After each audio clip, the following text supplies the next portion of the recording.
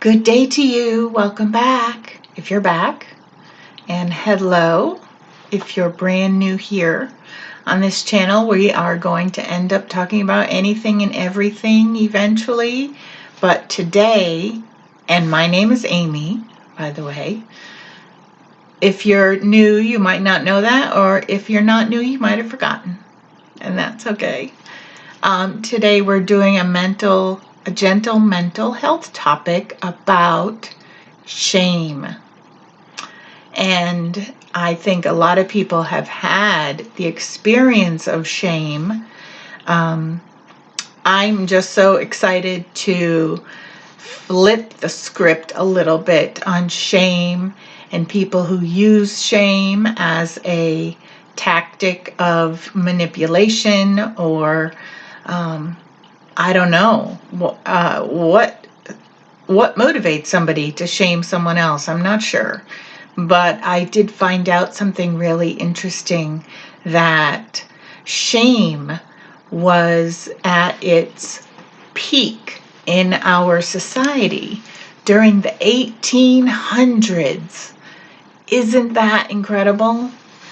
And I feel like it's on its way out. I think shame is like a very low vibe kind of thing. Like it shows a lack of communication skills. And I think, if you have the awareness of someone attempting to shame you, you can laugh at them and just go, hello, the 1800s call, they want their shame back. We have way more available to us in terms of communication and ways to express ourselves, and just we don't need shame anymore. And I think I'm not gonna say that all religions teach shame, because I don't know that for sure, and I doubt that that's true. But I did grow up in a shame-based paradigm. As a Catholic family, I would say shame was one of the preferred methods of discipline and communication, and just a whole bunch, of shame-based thinking, shame comments being made, when there was nothing else to say. And so I'm not a fan of shame. Like I said, I want to sort of flip the script and remember that shame harkens back to the 1800s, and we don't need to go back in time. We need to move forward and have more compassion. All right, this is my soapbox. I'm going to step off, and we are going to do the know, show, and grow today about shame. So, shame is a painful feeling of humiliation or distress caused by the realization of a wrongdoing or guilt, loss of respect or esteem. Shame can be caused by unwanted disclosures of something personal made public without permission. Like, the first thing I think of is like, someone says, oh, that girl started her period. That's not your news to tell. It belongs to the girl who it's happening to. And maybe you're not the person that she would choose to tell, but you won't know that. So don't take that away from people. Have boundaries. That is a boundary issue. Shame can also result from being left out of connections or a group to which you'd like to belong. So, make sure that all the kids in the class get an invitation to the birthday party or whatever it is, Shame can be used to describe a regrettable or unfortunate situation. It's a shame that we burned the turkey on Thanksgiving. Regrettable and unfortunate is what a person intends when they shame somebody else. They want them to feel regrettable and unfortunate.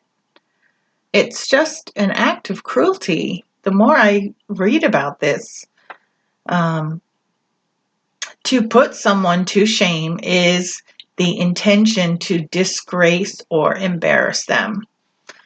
Yeah, shame is just a very low vibe kind of way of being in the world.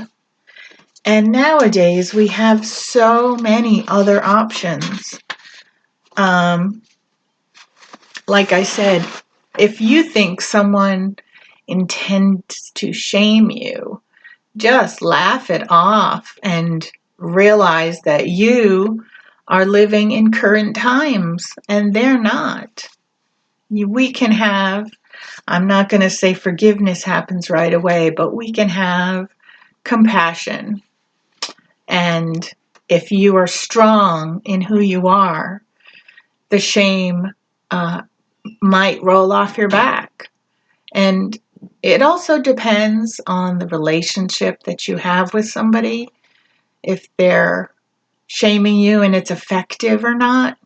Sometimes we leave ourselves vulnerable to comments from people who we think love us or should love us or should love us better. But if someone is shaming you and they think it's funny, or if that's their primary way of connecting, no. Set your boundaries. To show shame. Shame is also wrapped up in feelings of self-loathing, worthlessness, as in being unworthy, defensive-ness, and a desire to disappear. I can claim that one too myself.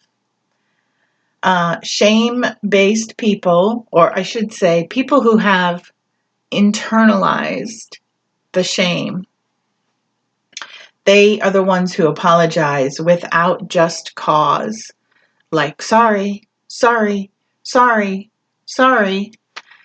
And I'm just here to say today that a while ago, I substituted in the words excuse me for the sorry, because it does the same thing, except it like lets the person know, oh, I didn't mean to cut you off in conversation, or I didn't mean to bump into you, or I didn't mean, something happened that I want to acknowledge. I want to make sure that you know it wasn't on purpose, but I don't have to apologize my butt off all the time.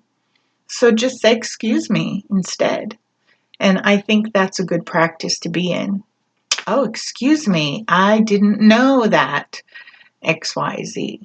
And you don't have to say sorry all the time. Give that a try. Internalized shame will make people downplay their abilities, and they will blame others for things that go wrong, because there's already so much like negative energy churning in their system. They don't want additional negative attention. Body language avoids eye contact, slumping shoulders, and the head is down, as if the weight of the shame is on them. So, having described that body language, Let's all sit up a little straighter. The 1800s called.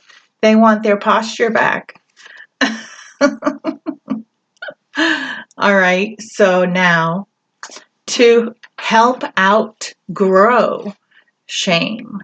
So if you know you have internalized shame, here are some tips and things to think about that will help you outgrow the shame.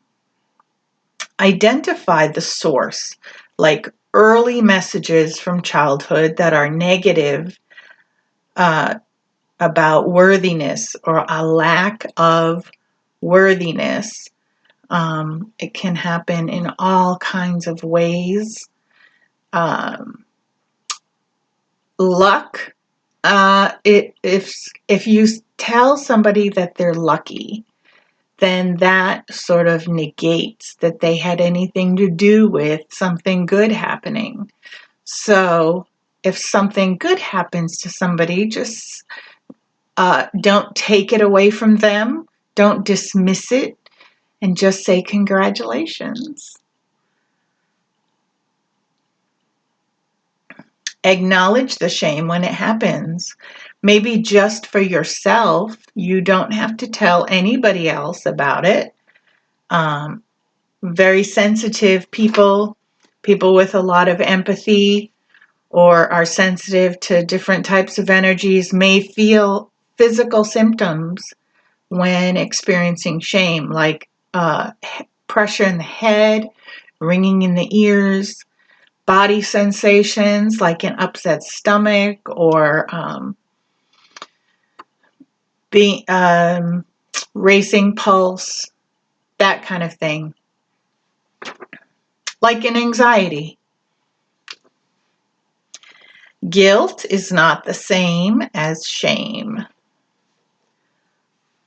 Guilt is something you feel about something you did, and shame is being, like I've said before, regrettable and unfortunate because you exist.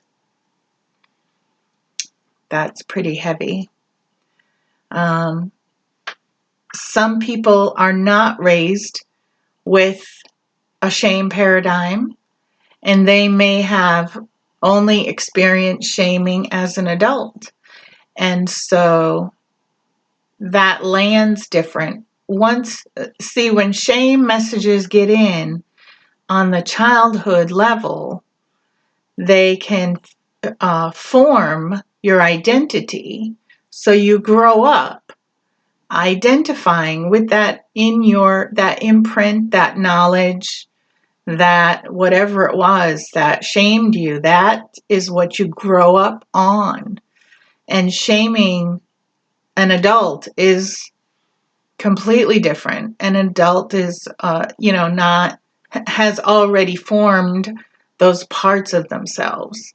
So it lands different. It doesn't mean as much. And like I said, honey, call the 1800s. They want their shame back.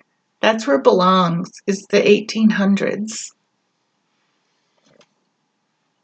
Reduce and remove negative self-talk. I refer to the negative self-talkers in my head as the itty bitty shitty committee, because that's what they do. And I can tell them to shut up anytime, because they're there because of me.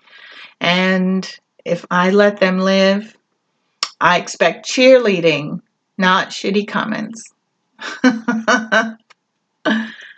Practice mindfulness, set boundaries, get a support network, forgive others and yourself. Be patient with yourself. Be who you are and be strong. And don't be vulnerable to shaming. Let's flip that script, people. It's been great talking to you about shame today, and I appreciate you being here so much. And I'll see you again soon for something else.